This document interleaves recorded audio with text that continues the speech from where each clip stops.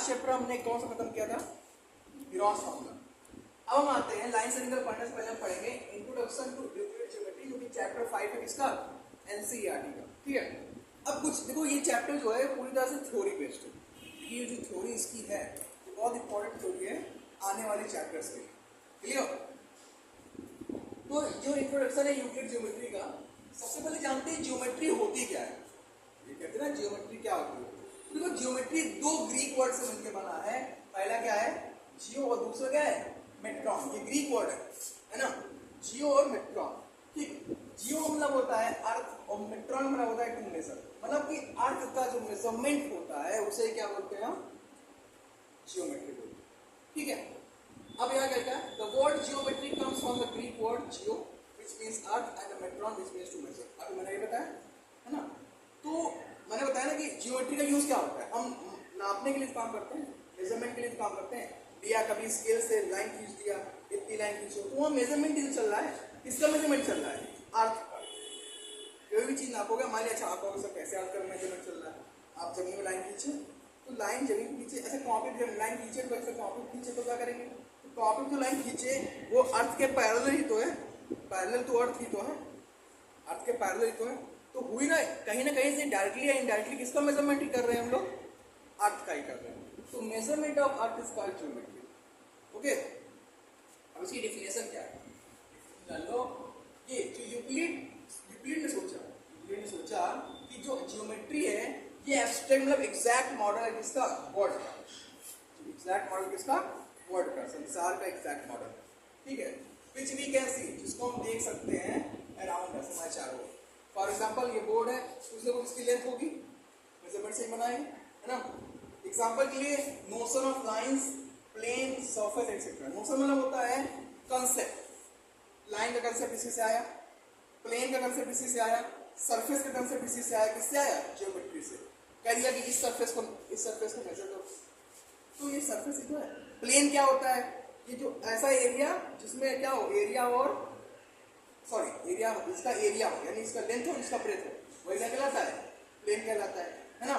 तो ये सब जो कंसेप्ट आए, लाइन, प्लेन, सरफेस के, है ना, कहाँ से आए?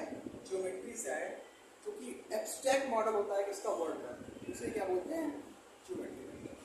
ठीक है, अभी वो ये जानो कि फादर ऑफ ज्योमेट्री कौन होता है? फादर ऑफ ज्योमेट्री कौन है? लेकिन जो यूक्लिड ने अपने सारे काम जो क्या कहते हैं, उन्होंने जितनी भी अवधारणा, एक्सियम, पोस्टुलेट, ये सब जो दिए, थ्योरम जो दी, जो अपने किस बुक में लिखा, उस बुक का नाम क्या है? एलिमेंट्स। ठीक, समझिए क्या ज्योमेट्री क्या होती है। यूक्लिड ने फादर ऑफ ज्योमेट्री कौन है ना। ठीक, अब हम आगे पढ़ेंगे एक्सियम क्या होता है, ठीक, और पोस्टुलेट क्या होता है, और एक्सियम, पोस्टुलेट, स्टेटमेंट क्या होता है, और थ्योरम क्या होता है। उसके बाद हम पढ़ेंगे इनके अंदर कुछ एक्सियम इन्होंने दे रखा था हम लोग को पढ़ने के लिए, एक्सियम, पोस्टुलेट, वो सब पढ़ेंगे। फिलहाल अभी हम पढ़ते हैं, अभी क्या पढ़ेंगे हम? ये एक्सियम होता क्या है, पोस्टुलेट क्या होता है, स्टेटमेंट क्या होता है, और थ्योरम क्या होती है। ठीक है, इतना नोट कर लो, फिर आगे पढ़ाता हूँ। क्योंकि नो, अब देखो, अभी तो हमने बताया था, आपको क्या पता है कि यूक्लिड के बारे में डिफरेंस बता दिया है, बता दिया। लेकिन अब यूक्लिड ने क्या कहते हैं, एक्सियम और पोस्टुलेट के बारे में बताया था है ना। यूक्लिड की जो एक्सियम और पोस्टुलेट, एक्सियम क्या होता है कि खुद से सिद्ध हो, पहले से है ना, और पोस्टुलेट क्या होता है, मतलब कि एक ऐसी नोशन, धारणाएं जो कि प्रूफ होने की जरूरत नहीं पड़ती उनको, वो ऑलरेडी प्रूफ होती है ना, उन्हें प्रूफ होने की जरूरत नहीं है। तो एक्सियम देखो, Euclid assume sum property which were actually obvious in yourself. Euclid ने कुछ ऐसी प्रॉपर्टी आती है ना, किसी चीज के कैरेक्टर, किसी की गुण, किसी चीज की गुण को बोल सकते हो, क्या कहते हैं, बताया, जो कि ऑब्वियस यूनिवर्सल ट्रूथ थे, स्पष्ट रूप से क्या थे, सार्वभौमिक ट्रूथ, मतलब सबको पता है। यूनिवर्सल ट्रूथ क्या होता है? सबके लिए हो। For example sun rises in the east, we all know that sun rises in the east, है ना, that is called the obvious universal truth, है ना। तो he had bifurcated them into two types, इन्होंने इनको दो प्रकार में बांटा। कौन सी चीज को? यूनिवर्सल ट्रूथ को। पहला एक्सियम, दूसरा पोस्टुलेट। एक्सियम क्या होता है? जो खुद से सिद्ध होता है, उन्हें सिद्ध करने की जरूरत नहीं होती है। For example sun rises in the east, सिद्ध है ना, जरूरत है सिद्ध करने की नहीं। वो देखो सर सूरज निकल रहा है, पूरब में, प्रूफ हो गया ना, ऑलरेडी प्रूफ प्रूव्ड है वो एक्सियम हो गया, है ना। पॉस्टुलेट एक प्रकार से अभिधारणा, अभिधारणा मान लिया फॉर एग्जांपल ये एक पॉइंट है, एक पॉइंट से कितनी रेखाएं खींची जा सकती हैं, बहुत खींची जा सकती है, ये का अभिधारणा ही है ना। और ये भी यूनिवर्सल ट्रूथ ही है, सबको पता है कि एक पॉइंट से कई लाइन हम क्या कर सकते हैं, ड्रॉ कर सकते हैं, है ना। तो ये पॉस्टुलेट है, ठीक। अब एक्सियम होता क्या है, तो some common notion which are used in mathematics but directly related to not directly related to mathematics are called axioms, ठीक। क्या है कि कुछ ऐसे नोशन मतलब क्या होता है, अभिधारणा है, ये कल्पना बोल सकते हैं, जो कि मैथमेटिक्स में यूज तो होती है लेकिन उसका डायरेक्टली यूज उसमें नहीं होता है, डायरेक्टली मैथमेटिक्स करेक्ट नहीं होती, उसका एक्सियम होता है ना। जैसे कि एक्सियम क्या होता है, एजम्पशन होता है, जैसे मतलब कि एक प्रकार से हमारा मानना होता है कि ऑब्वियस यूनिवर्सल ट्रूथ है लेकिन उसे प्रूव करने की जरूरत नहीं है। एग्जांपल में दिया ना एक्सियम का, समझ आ गया ना क्या होता है एग्जांपल, कि सबको पता है वो सही है लेकिन उसे प्रूव करने की जरूरत नहीं है, वो क्या हो गया, एक्सियम हो गया। और अभी आगे कुछ एक्सियम इंपॉर्टेंट एक्सियम्स हैं और इंपॉर्टेंट पोस्टुलेट मैं आगे बताऊंगा, पहले इसको इसलिए बता दिया कि एक बार दिमाग में चला जाएगा कि एक्सियम होता क्या, पोस्टुलेट क्या होता है, एक्सियम क्या होता है, पोस्टुलेट क्या होता है, फिर उससे इंपॉर्टेंट जो पॉइंट्स मैं बताऊंगा तो आपको कॉन्सेप्ट क्लियर हो जाएगा, ठीक है। अब पोस्टुलेट क्या होता है, तो पोस्टुलेट भी एक यूनिवर्सल ट्रूथ है, क्योंकि मैंने बताया था ना कि ये दोनों यूनिवर्सल ट्रूथ है, लेकिन इनको दो भागों में बांटा गया है, एक जिसको प्रूव करने की जरूरत ना पड़े, दोनों प्रूव करने की जरूरत नहीं पड़ती है ना। अब देखो पोस्टुलेट क्या है, यूनिवर्सल ट्रूथ ये भी है जिसको भी क्या कहते हैं that need not to prove करने की जरूरत नहीं है ना। यूक्लिड अब क्यों नहीं है, देखो ये तो एक्सियम हर जगह यूज हो जाता है, कि पोस्टुलेट को स्पेशली किसके लिए बनाया गया था, ज्योमेट्री के लिए।